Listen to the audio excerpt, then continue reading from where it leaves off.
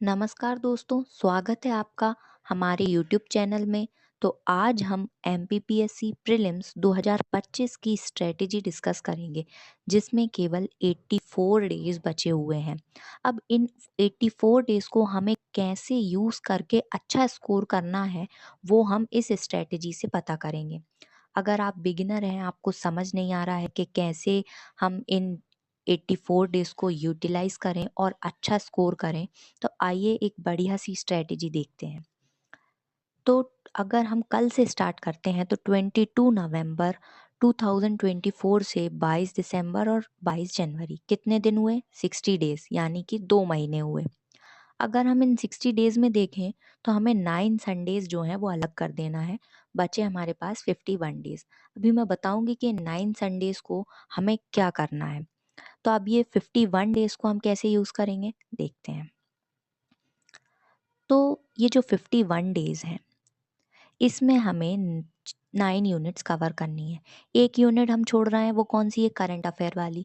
क्योंकि जो current affair की मैगजीन्स हैं वो लास्ट मंथ में ही पढ़ी जाए, तभी वो पूरा ईयर कंप्लीट करती है, तो ज़्यादा अच्छा है। तो 9 यूनिट्स हमें ख़त्म करनी है। तो हम एक यूनिट को 5 दिन देकर आराम से कवर कर सकते हैं। एक यूनिट को 5 दिन देकर, तो कितने? 45 डेज बचे।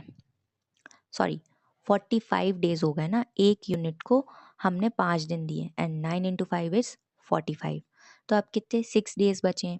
तो अब इन 45 डेज में कभी कभी ऐसा होता है कि कोई से दिन हमें कुछ काम आ जाता है या हम पढ़ नहीं पाते हैं, तो 6 डेज एक्स्ट्रा हैं, जिसमें आप जो ये पूरा सिलेबस है आपको इसमें कवर करना है। लेकिन याद रखें कि ये जो 9 यूनिट्स हैं, इन्हें अच्छे से पढ़ना है, अच्छे से पढ़ना है, ताकि ये पूरा अच्छे से समझ में आ जाए। अच्छे से समझ समझ के अच्छे से इस यूनिट्स को कंप्लीट कर लेना है। अब बचे 9 संडेज। इसके बीच में ये जो 9 संडेज हमने अलग हटाए थे ना, अब इन 9 संडेज को हमें क्या करना है? इससे क्या होगा ना, आपकी प्रैक्टिस भी हो जाएगी। अब 9 संडेज में आपको क्या करना है? 2024 से लेके 2016 तक के जो प्रीवियस ईयर के एमपीपीएससी के पेपर हैं उन्हें सॉल्व करना है। लेकिन कैसे? ओएमआर पे सॉल्व करना है, वो भी 2 घंटे का टाइमर लगा के। और हो सके तो मॉर्निंग में ही, जिस समय पे एमपीपीएससी का पेपर होता है 10 से 12 बजे के समय पर ही इसको सॉल्व करें। ठीक है। आपको क्या करना है? एक ओएमआर का प्रिंट निकलवा लेना है, और साथ ही हो सके तो पेपर का प्रिंट निकलवा लें, नहीं तो उसे फ़ोन में पेपर को डाउनलोड कर लें। आयोग की साइट से इजीली पेपर डाउनलोड हो जाता है, उससे डाउनलोड कर लें और ओएमआर पे क्वेश्चन लगाएं। इससे टाइम मैनेजमेंट भी होगा और प्रैक्टिस भी होगी। अब इतना ही नहीं करना है। अब ये क्वेश्चन लगाने के बाद आपको क्या करना है? ये क्वेश्चन लगाने के बाद, इसके बाद आपको एनालाइज करना है पेपर का। एनालाइज करना है, उस क्वेश्चन का पूरा डिस्क्रिप्शन पढ़ना है। जो भी जितना भी डिस्क्रिप्शन उसमें दिया है वो पूरा डिस्क्रिप्शन आपको पढ़ना है, और उस डिस्क्रिप्शन को भी याद कर लेना है।